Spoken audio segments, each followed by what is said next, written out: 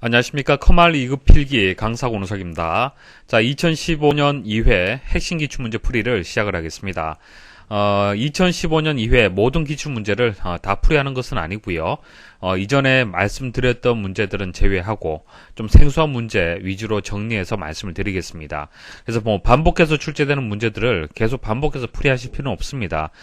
이전 강의에서 다들 한번 보셨던 그런 문제들은요, 일단 제거하도록 하겠습니다. 자, 시간을 줄여서 최소의 노력을 투자를 해서 많은 문제를 여러분들이 풀이하는 것이 중요한 겁니다. 자, 그래서 이번 회차를 제가 분석을 하면요, 생소한 문제가 컴퓨터 일반에서 6문제, 그리고 스프레드시트 일반에서 6문제가 출제가 되었습니다.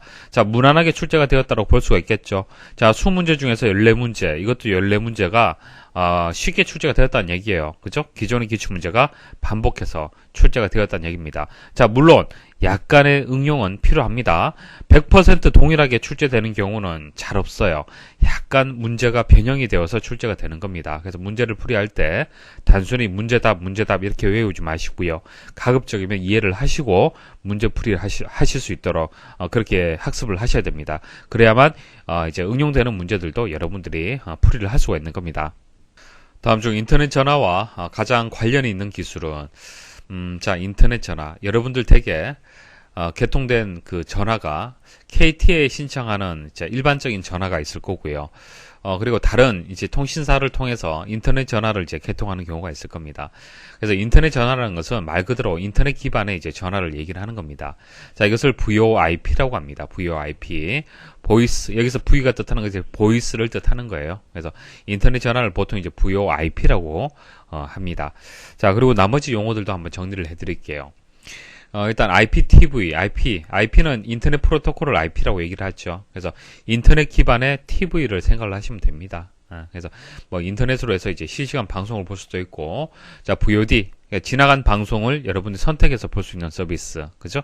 VOD, 뭐 영화라든지 이런 것들을 또 볼 수 있는 이런 서비스를 IPTV를 통해서 서비스를 받을 수가 있습니다. 자, 그다음 ASP. 자, 여기서 ASP가 나오는데 ASP는 뭐 약어로 이제 용어들이 여러 가지가 있어요. 그래서 여기 액티브 서버 페이지도 있고 어플리케이션 서비스 프로바이더라는 그런 이제 용어들도 있습니다. 이거 외에도 여러 가지가 있지만은 이 두 가지만 설명을 드리겠습니다. 자, 액티브 서버 페이지라는 것은요, 웹 프로그래밍 언어를 얘기를 하는 겁니다. 웹 프로그래밍 언어. 그냥 프로그래밍 언어라고 하면은 어플리케이션, 그러니까 일반적인 그냥 프로그램을 만드는 언어를 프로그래밍 언어라고 얘기를 해요. 여기서 웹이 붙었잖아요. 그죠? 웹이 붙으면은 인터넷에서 이런 사이트라든지 홈페이지를 만들 수 있도록 도와주는 프로그래밍 언어를 맞뜻하는 겁니다. 무슨 뜻인지 아시겠죠? 그래서 ASP는요, 서버 측에서 동적으로 처리되는 페이지를 만들기 위한 웹 프로그래밍 언어다. 마이크로소프트사에. 그러니까 우리가 인터넷을 얘기를 할 때는 클라이언트 측이 있고 서버 측이 있습니다. 여러분들이 강의를 이제 듣잖아요. 그죠? 그럼 기사 퍼스트는 서비스를 제공하는 서버 역할을 하는 거고요. 여러분들은 서비스를 받는 그런 역할을 하는 거잖아요. 그죠? 이렇게 서비스를 제공하잖아요. 그때 이제 서버가 있고 클라이언트가 있는데 여기서는 ASP는 서버 측, 그러니까 기사 퍼스트에서 홈페이지를 구축할 때 사용을 하는 웹 프로그래밍 언어다. 그렇게 보시면 됩니다. 자, 그리고 어플리케이션 서비스 프로바이더. 자, 여기 어플리케이션은요, 소프트웨어라고 보시면 돼요. 운영 소프트웨어. 이런 소프트웨어의 서비스를 제공한다, 제공자, 이런 뜻을 가지고 있는데요. 보통 기업을 운영을 하다 보면은 이제 필요로 하는 프로그램이 굉장히 많을 겁니다.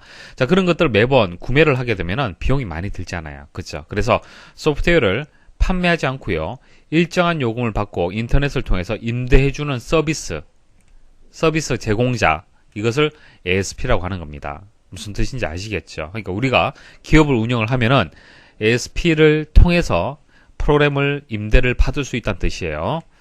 자, 그리고 WTP. 자, WTP는 먼저, WAP를 먼저 말씀드리고 설명드리겠습니다. 자, WAP는요, Wireless Application Protocol. 그러니까 무선, 응용 프로토콜을 얘기를 하는 건데요. 쉽게 말씀드리면은 여러분들 사용하고 있는 이제 스마트폰이라든지, 그런 전화기 있잖아요. 휴대전화기. 그것을 인터넷에 연결해주는 그런 기술을 뜻하는 겁니다. 그게 WAP예요. 그럼 WTP는 뭐냐? T가 뜻하는 것이 트랜잭션을 뜻하는 거고요. WAP에서 트랜잭션 계층의 프로토콜 얘기를 하는 겁니다. 그러니까 WAP가 이렇게 계층 구조가 있어요. 그 계층 구조 중에서 트랜잭션 계층이라는 게 있습니다. 그 계층에서 사용되는 프로토콜이 WTP라는 겁니다. 다음 중 인터넷에 존재하는 정보나 서비스에 대해 접근 방법, 존재 위치, 자료 파일명 등의 요소를 표시하는 것은 자, URL이 정답이 되겠습니다. 우리 기사 퍼스트 사이트에 접속을 한다. 그러면 www.기사퍼스트.com 이렇게 자, 도메인을 보통 입력을 하죠. 자, 이것을 도메인이라고 얘기를 하죠. 근데 사실은 이 도메인명 외에 HTTP 그러니까 웹 서비스를 받을 수 있는 프로토콜 자, 그리고 포트 번호 자, 그리고 디렉터리 그리고 파일명 이런 식으로 해서 정확하게 여러분들 접속하려는 파일명까지 다 입력을 해줘야 돼요. 이게 URL의 개념이 되는 겁니다. 아시겠습니까? 그래서 인터넷에 존재하는 정보나 서비스, 자, 정보, 이 main.html에 정보가 있을 거고요. 자, 서비스 종류는 HTTP가 되는 겁니다. 자, 이런 식으로 해서 포트 번호라든지 도메인 번호 이런 것들을 이제 함께 입력하는 방식을 우리는 URL이다 그렇게 말하는 겁니다. 자, 다른 용어들 정리하도록 하겠습니다. 자, DHCP, 자, D가 다이나믹, 자, 동적 이런 의미를 가지고 있습니다. 자, 컴퓨터에 IP 주소를 자동으로 할당해주는 기능이다. IP 주소를 자동으로 할당해준다. 자, 클라이언트가 동적 IP를 할당받을 수 있게끔 해주는 그런 프로토콜을 얘기를 하는 건데요. 자, 여러분들 댁에 컴퓨터가 한 대 있다라고 가정을 하겠습니다. 자, 이 인터넷으로 연결되어 있겠죠. 근데 대부분은요, 여러분들 댁에 사용하는 이제 컴퓨터의 IP 주소. 자, 이 IP 주소는요, 유동 IP입니다. 유동. 매번 바뀌어요. 컴퓨터를 껐다가 켜잖아요. 그죠? 그럼 그때마다 IP가 바뀔 수가 있어요. 자, 왜냐면은 IP라는 것은 한정적이죠. 유한적입니다. 전 세계적으로 IP의 개수가 딱 정해져 있어요. 그럼 이 IP를 무한정으로 어떻게 임대해서 나눠줄 수는 없잖아요. 그죠? 그래서 IP가 1이라는 IP가 만약 있다. 그럼 이 1이라는 IP를 여기에서도 할당해주고 여기에서 할당해주고 여기에도 할당할 수 있도록 이렇게 돌려서 사용을 하는 겁니다. 그러니까 여러분들 댁에 있는 컴퓨터를 매번 사용하는 것은 아니잖아요. 그죠? 컴퓨터를 부팅을 해서 인터넷 이용할 때만 IP가 필요한 거잖아요. 그렇기 때문에 여러 대의 컴퓨터들이 같이 이용할 수 있도록 하는 개념을 우리는 유동 IP다, 동적 IP다 그렇게 얘기를 하는 겁니다. 반대의 개념은 고정 IP라는 게 있어요. 고정 IP. 고정 IP는 나만 이용할 수 있는 IP. 당연히 고정 IP를 이용하려면 비용이 많이 들겠죠. 그래서 동적 IP는 비용이 상대적으로 저렴합니다. 자, 이런 식으로 자동으로 할당해주는 IP를 자동으로 할당해주는 프로토콜 규약을 DHCP라고 하는 겁니다. CGI. 자, CGI는요, 웹서버에 있는 사용자의 요구를 응용 프로그램에 전달하고 그 결과를 사용자에게 되돌려주기 위한 표준적인 방법이다. 자, 설명이 어렵죠. 웹브라우저. 자, 익스플로러라든지 이런 웹브라우저는 클라이언트에서 이용을 하는 겁니다. 그러면 웹서버라는 것은 기사 퍼스트 사이트를 웹서버라고 보시면 됩니다. 그럼 여러분들이 사이트에 이렇게 접속을 하잖아요. 그죠? 접속을 해서 예를 들어서 게시판 검색을 해요. 게시판 검색을 합니다. 그래서 컴퓨터 활용 능력 이렇게 검색을 했어요. 자, 검색을 하면요. 그 검색된 결과는요. 데이터베이스에 저장이 되어 있는 상태입니다. 그러니까 웹서버는요. 그냥 보여지는 거예요. 여러분들 이제 기사 포스트 화면 탁 뜨잖아요. 그죠? 그럼 화면에 이제 보여지는 그 자체를 웹서버라고 얘기를 하는 거고요. 거기에 담겨져 있는 정보들, 데이터들은 데이터베이스에 저장이 되어 있어요. 따로 관리가 되는 겁니다. 그래서 CGI가 이렇게 어떤 요구를 받잖아요. 그죠? 요구를 받으면은 데이터베이스에 접근해서 다시 가지고 와서 결과값을 되돌려주는 그런 역할을 하는 겁니다. 자, CGI라는 용어가 있고요. 자, DNS는 도메인 네임 시스템을 얘기를 하는 건데요. 도메인 네임을 숫자로 된 IP 주소로 바꿔주는 그런 역할을 하는 겁니다. 자, 도메인 네임은 사람이 좀 이해하기 쉬운 그런 형태가 되는 거고요.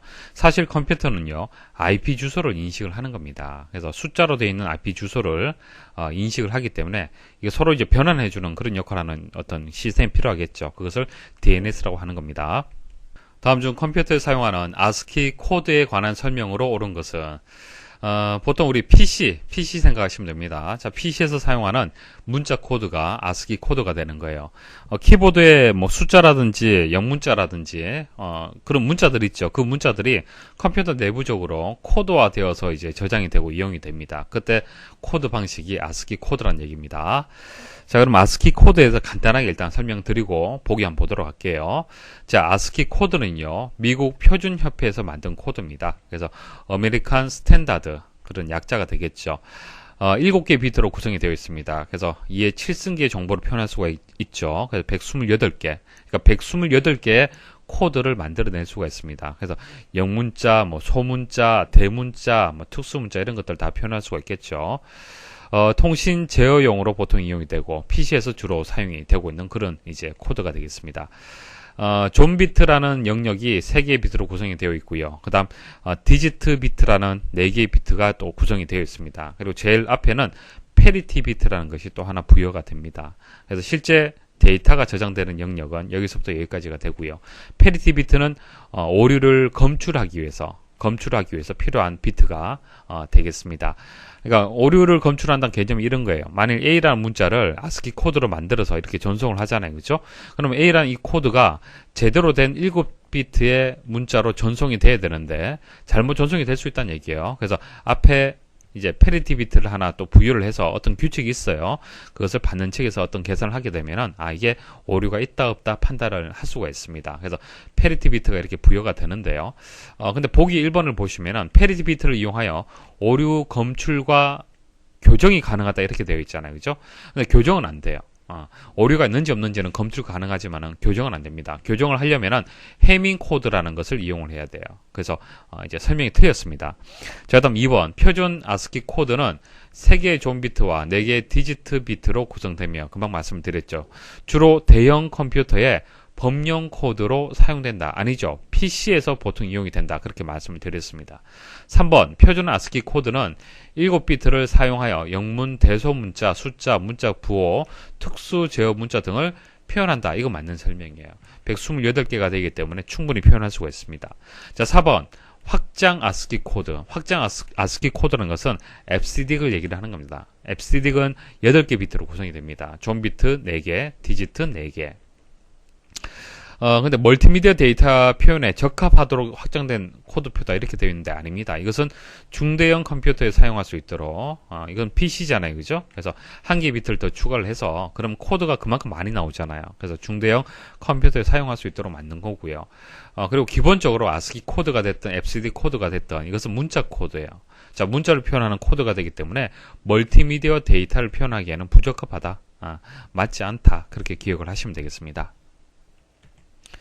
다음 중 윈도우즈의 장치 관리자에서 각 장치에 표시될 수 있는 노란색 물음표의 원인으로 옳은 것은 뭐 장치 관리자를 가시면은 자, 제어판에 가면 장치 관리자 있죠. 자, 장치 관리자가 하는 역할이 시스템에 설치되어 있는 하드웨어의 종류 및 작동 여부를 확인하고 속성을 변경할 수 있는, 그러니까 쉽게 말씀드리면은 하드웨어의 드라이버를 업데이트를 한다든지 이런 작업을 할 수가 있는 겁니다. 여러분들 프린터를 하나 연결을 했다. 그러면 그 프린터를 연결을 해서 제대로 연결되어 있는지 확인하려면 장치 관리자에 가게 되면 확인할 수 있다는 얘기예요. 무슨 뜻인지 아시겠죠? 자, 그런데 이런 식으로 노란색으로 물음표가 표시되는 장치들이 있어요. 자, 이게 무슨 뜻이냐면은 물음표가 이렇게 표시가 되는 것은요, 알 수 없다는 뜻이에요. 말 그대로, 그죠? 기호가 뜻하는 그대로 알 수 없다, 알 수 없는 장치다. 자, 알 수 없는 장치란 뜻이 무슨 뜻이에요? 자, 여기에 정답이 드라이버 미설치가 정답인데요. 알 수 없는 장치란 뜻은 없죠. 그래서 답이 없다 이렇게 생각하시면 안 됩니다. 자, 알 수 없다라는 뜻이 드라이버가 설치되지 않았다라고 여러분 생각할 수가 있는 거예요. 그러니까 드라이버라는 것은 하드웨어를 연결해서 구동하도록 도와주는 프로그램을 드라이버라고 얘기를 하는 겁니다. 그러니까 프린터를 여러분들이 많이 구매를 했다. 그러면 그 프린터가 이제 구매를 할 때 이제 그 제품 안에 CD도 같이 포함되어 있었을 거예요, 아마. 그 CD 안에 드라이버라든지 각종 프로그램들이 같이 포함이 되어 있습니다. 그래서 뭐 여러분들이 삼성 이제 프린터를 구매를 했다. 그러면 이 삼성 프린터가 PC에서 인식되도록 하려는 프로그램, 그것을 드라이버라고 얘기를 하는 거예요. 그래서 그 드라이버가 물론 자동으로 설치가 되는 경우가 있어요. 자동으로 설치가 되는 경우는 윈도우즈 7이라든지 이런 운영체제에서 가지고 있기 때문에 그래요. 그 프로그램을, 드라이버를. 자, 근데 가지고 있지 않은 드라이버가 있을 수가 있습니다. 그러면은 인식을 못하는 거고요. 거기에 맞는 드라이버를 여러분 찾아서 설치를 해줘야만 PC에서는 이 장치를 인식을 할 수 있다는 얘기예요. 그래서 드라이버가 설치되지 않으면은 인식할 수 없고요. 노란색 물음표가 이제 표시가 되는 원인이 된다는 얘기입니다. 무슨 뜻인지 아시겠죠? 다음 중 윈도우즈 7의 작업 표시줄에서 열려있는 프로그램의 미리 보기를 차례대로 표시하는 바로가기 키는, 자, 문제 자체도 이해하기 어렵고요. 그죠? 그리고 이런 단축키, 바로가기 키를 여러분들이 알고 있어야만 문제를 풀 수가 있습니다. 자, 하나하나 설명을 좀 드릴게요. 윈도우즈에 이제 로고 키 있죠. 키보드 하단 왼쪽에 보면 보통 있습니다. 자, 이런 모양으로 되어 있고요. 자, 이거 하고 L자하고 같이 눌러주게 되면은 컴퓨터 잠그거나 사용자 전환할 수 있는 화면으로 바뀌게 됩니다. 이게 무슨 뜻이냐면은 우리가 이제 그 시작, 자, 시작 누르고요. 그 다음 사용자 종료에 보면은 이 부분을 클릭을 하면요. 사용자 전환, 로그오프, 잠금, 다시 시작, 절전, 최대 절전 모드 이런 식으로 해서 선택을 할 수 있게끔 되어 있죠. 사용자 종료 누르면 종료가 바로 되는 거고요. 자, 이 부분을 클릭을 하게 되면 선택할 수 있게끔 나옵니다. 그 중에서 사용자 전환, 그러니까 내가 사용하는 아이디가 KWS라는 아이디를 이용을 해서 이 윈도우즈를 이용하고 있어요. 그러면은 이것을 A라는 계정으로 바꾸고 싶다. 이런 식으로 사용자 전환하고 싶다. 혹은 잠금, 자, 윈도우즈를 잠그고 싶다. 자, 이런 식으로 해서 이동을 할 수 있잖아요. 그죠? 이런 화면으로 바꿔준다는 얘기예요. 자, 그 다음 2번에 D를 같이 누르게 되면은 열려있는 모든 창과 대화 상자를 최소화시켜 줍니다. 그리고 다시 한번 누르면 이전 크기로 나타내게 됩니다. 한번 보여드릴게요. 자, 윈도우 로고 키하고 D를 같이 한번 제가 눌러볼게요. 누르게 되면 어떻게 되었습니까? 바탕화면으로 이동이 되었죠. 보통 우리가 바탕화면 이동할 때 이거 누르잖아요. 그죠? 자, 한번 누르면은, 자, 이런 식으로 이동을 하는 거예요. 무슨 뜻인지 아시겠죠? 자, 다시, 이제 그 로고하고 D를 다시 한번 눌러볼게요. 또 한번 눌러볼게요. 자, 이런 식으로 이동을 하는 겁니다. 자, 어떤 개념인지 아시겠죠? 자, 그럼 3번. 3번은 여기서 이제 문자에서 제시한 이제 그 단축 키가 되겠습니다. 바로가기 키가 되겠습니다. 자, 3번은요. 제가 한번 눌러볼게요. 이제 T를 한번 눌러보겠습니다. T를 눌러보시면 하단을 한번 보십시오. 아래쪽에 보시면은 자, 미리 보기가 열립니다. 차례대로. 자, T를 눌러볼게요. 자, T를 눌러보시면 이런 식으로 계속 그 작업 표시줄에 열려있는 프로그램으로 이제 이동이 되고 미리 보기 형태로 해서 차례대로 표시가 되는 겁니다. 그래서 이제 3번이 정답이 되고요. 자, 그 다음, 이제 F는 이제 find, 찾는다라는 의미를 가지고 있습니다. 그래서 검색 결과 창이 이렇게 보여지게 됩니다. 다음 중 컴퓨터에 관련된 용어의 설명으로 옳지 않은 것은, 자, 1번은 맞는 설명인데요. 자, 기고라고 하는데 garbage in, garbage out 뜻하는 겁니다. garbage, 그 쓰레기가 되겠죠. 컴퓨터에 쓰레기가 들어가면 쓰레기가 나온다, 그런 뜻이 되는 겁니다. 자, 불필요한 정보를 입력하면 불필요한 정보밖에 출력되지 않는다라는 그런 의미를 가지고 있어요. 그래서 여기 읽어보시면은 입력 자료가 좋지 않으면 출력 자료도 좋지 않다라는 것으로 컴퓨터에 불필요한 정보를 입력하면 불필요한 정보가 출력된다는 의미다. 자, 컴퓨터의 특징을 이제 나타내는 용어가 되겠습니다. 자, 그다음 2번에 ALU가 나오는데 ALU는 우리 산술 논리 연산 장치를 뜻하는 겁니다. 자, CPU의 구성을 말씀을 드릴 때 제어 장치, 이거 컨트롤 유닛이고요. 산술 논리 연산 장치, Arithmetic and Logical Unit 아시겠죠? ALU. 그 다음, 레지스터. 이것은 기억하는 역할. 자, 버스는 전달하는 역할. 그래서 제어, 연산, 레지스터, 버스로 CPU가 구성이 되어 있습니다. 자, 그러면 이제 이게 뜻이 맞는지 한번 보시면 되겠죠. ALU는요, 이제 CPU 내에서 주격 장치로부터 읽어드린 명령어를 해독하고 해당 장치에게 제어 신호를 보내 정확하게 수행하도록 지시하는 장치다. 자, 1-2가 제대로 수행될 수 있도록 하는 것은 이제 연산은 ALU가 하는 거지만은 해독하고 이 명령의 뜻을 해독하고 자, 1-2가 제대로 각각의 장치를 통해서 이제 수행이 될 수 있도록 제어 신호를 보내는 것은 제어 장치가 하는 겁니다. 그래서 이것은 CU 컨트롤 유닛에 대한 설명이 되겠습니다. 자, 3번 ADPS, 뭐 이런 용어 잘 이제 쓰진 않는데요. 자, 자동적으로 다량의 데이터를 처리하는 시스템으로 전자정보 처리 시스템인 EDPS와 같이 컴퓨터를 정의하는 용어로 사용이 된다. 뭐 제가 처음 컴퓨터를 배울 때 EDPS 뭐 이런 용어들 처음에 많이 접했었습니다. 뭐 같은 뜻으로 보통 이용이 될 수가 있는데요. A가 여기서 뜻하는 것이 오토매틱. 자, 여기 E가 뜻하는 것이 일렉트로닉, 전자 이런 의미를 가지고 있습니다. 그래서 데이터를 처리하는 시스템인데 뭐 이렇게 뭐 오토매틱 자동이다, 뭐 전자적이다. 자, 이런 의미를 자 이렇게 뭐 단어를 넣어서 두 가지 용어를 만들었는데 거의 같은 뜻으로 보시면 됩니다.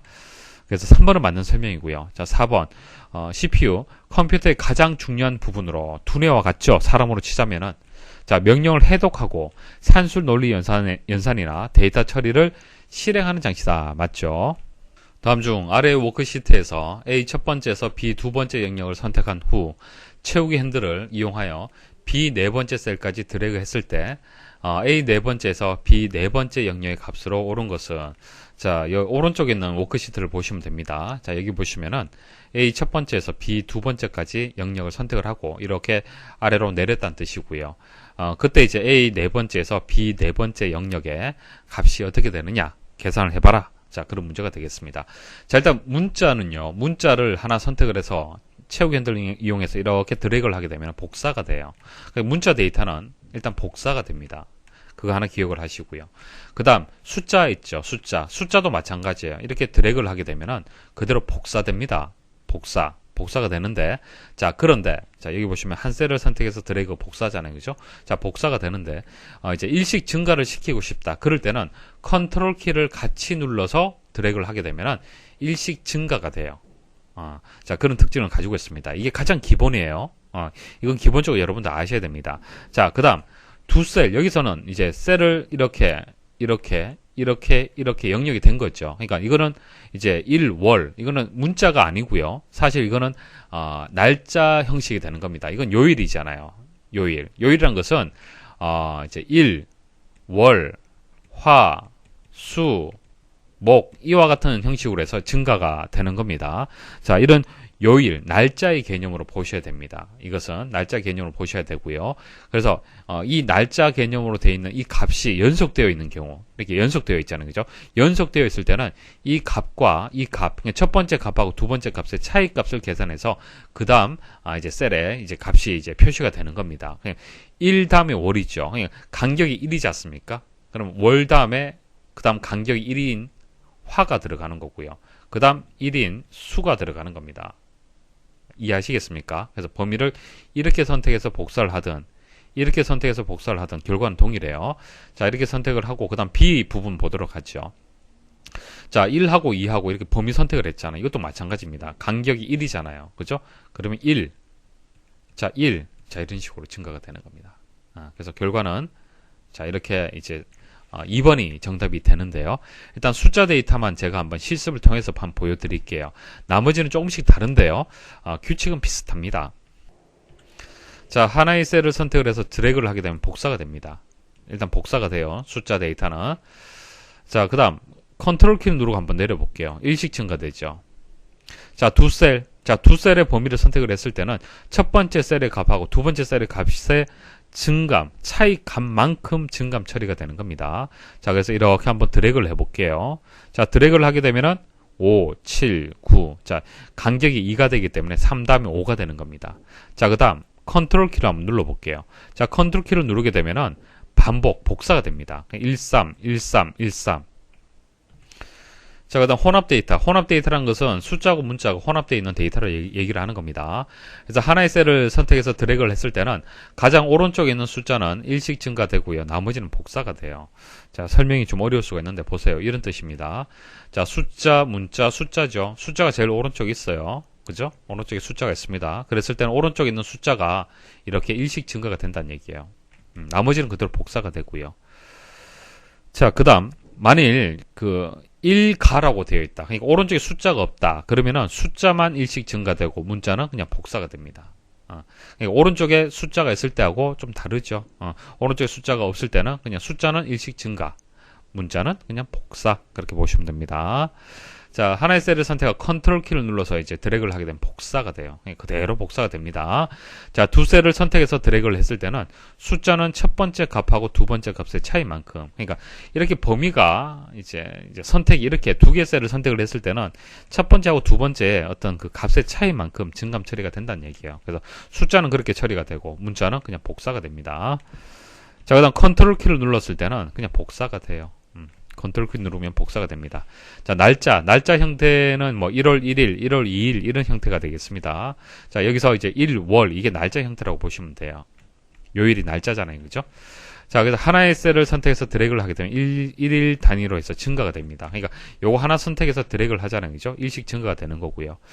그리고 컨트롤 키를 누르면 이제 복사가 되고 두 셀을 선택해서 드래그를 하게 되면 첫 번째 값하고 두 번째 값의 차이만큼 자, 금방 요 문제하고 해당되는 내용이 되겠네요. 그죠? 자, 증감만큼 표시가 되고요. 두 셀을 선택해서 컨트롤 키를 눌러서 컨트롤 키를 누르게 되면은 컨트롤 키를 누른 상태에서 드래그를 하게 되면 그냥 복사가 됩니다. 그래서 대부분 컨트롤 키를 누르면은 어떻게 돼요? 복사죠. 성명 필터에 다 아래와 같이 사용자 지정 자동 필터의 조건을 설정하였다. 다음 중 결과로 표시되는 성명으로 옳지 않은 것은 우리 자동 필터로 이제 적용을 했을 때 내가 원하는 조건에 맞는 자동 필터를 하고 싶다. 필터링을 하고 싶다. 그럴 때는 사용자 지정에 가면 됩니다. 사용자 지정 자동 필터에 가면은 아래와 같은 대화 상자가 나오고 여기에 조건을 여러분들이 넣으시면은 그 조건에 만족하는 어떤 결과만 필터링 되어서 보실 수가 있습니다. 자, 이때 여기 보시면은 이제 별표가 이렇게 들어갔잖아요. 아스트릭 마크가 들어갔는데 이것을 우리는 만능 문자라고 얘기를 합니다. 그러니까 이순신 정확하게 이렇게 동일한 데이터를 찾을 때는 이순신이라고 하면 되죠. 그냥 등호에서 이순신 이렇게 입력을 하면은 이순신의 어떤 성명을 가지고 있는 값들만 필터링이 됩니다. 하지만은 이 시성을 가지고 있는 어떤 성명만 필터링을 하고 싶다. 자, 이런 식으로 이제 조건을 주고 싶을 때는 이제 이하고 별표 이렇게 주시면 되는 거예요. 그러니까 이 의미가 2로 시작하는 문자라는 의미를 가지고 있습니다. 그러니까 2로 시작하는 것은 다 필터링이 되는 거예요.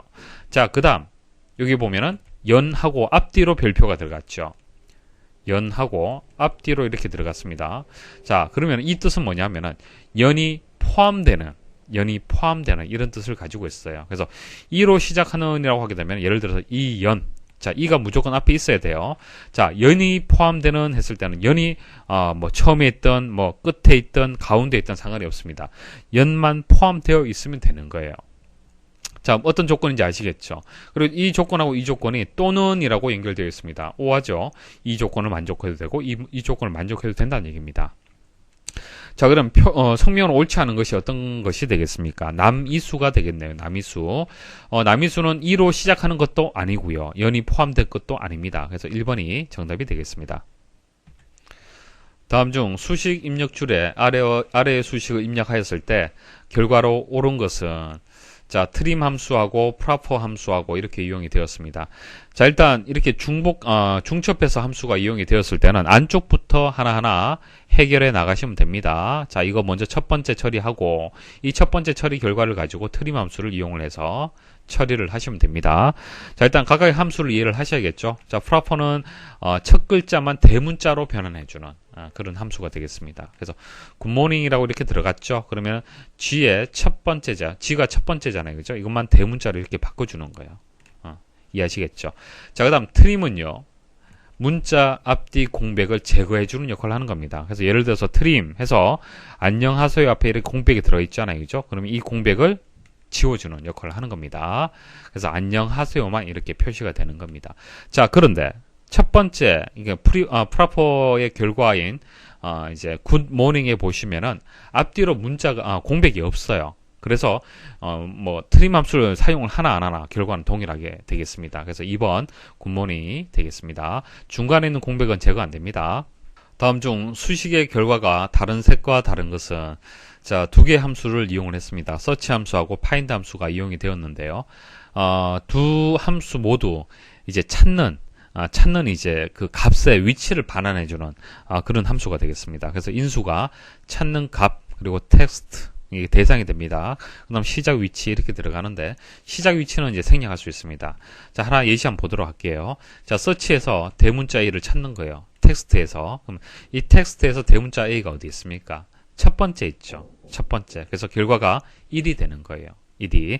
근데 만약 시작 위치까지 준다. 그러면 뭐 두 번째부터 찾아라. 그러면 두 번째부터 찾게 되면은 자, 이 위치를 벗어나서 여기서부터 찾는 거예요. 그러면 여기 A가 또 있네요. 그죠? 그럼 여기 위치 값이 또 반환이 되는 겁니다. 그래서 시작 위치를 이제 넣을 수도 있고 넣지 않을 수도 있고.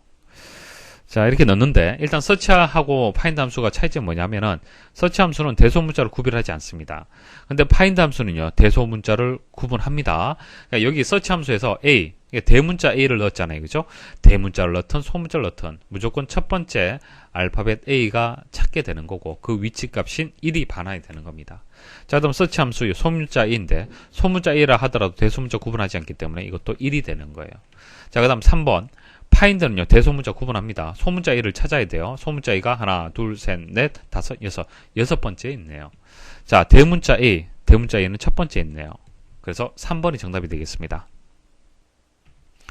다음 중 시트 탭에 관한 설명으로 옳지 않은 것은 1번 시트 탭에 색을 변경할 수 있으나 각 시트의 색은 반드시 다른 색으로 설정해야 된다. 자, 아래쪽 보시면은 시트 2, 시트 3가 검정색으로 제가 그 색을 넣었습니다. 그러니까 같은 색을 입력을 해도 상관이 없어요.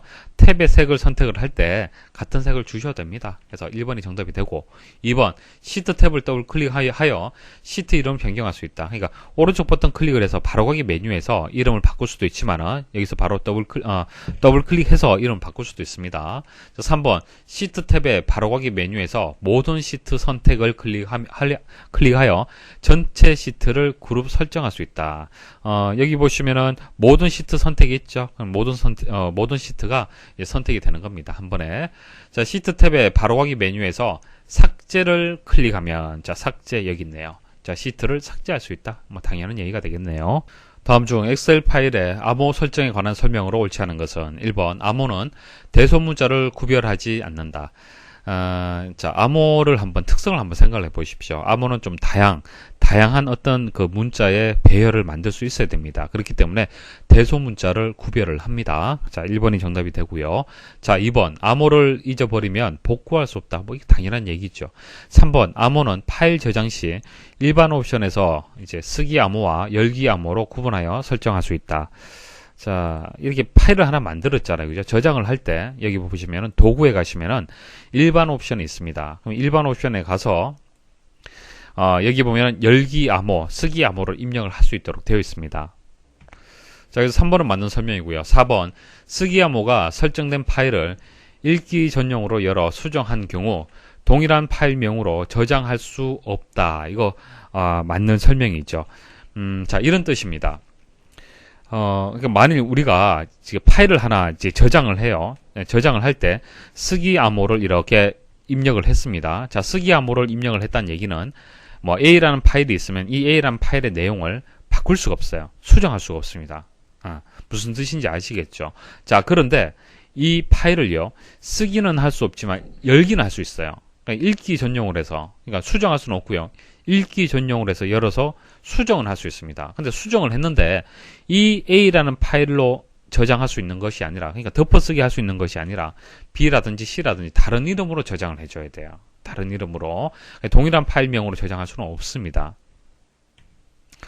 자, 여기까지 해서 이제 핵심 기출 문제 풀이를 마치도록 하겠습니다. 수고하셨습니다.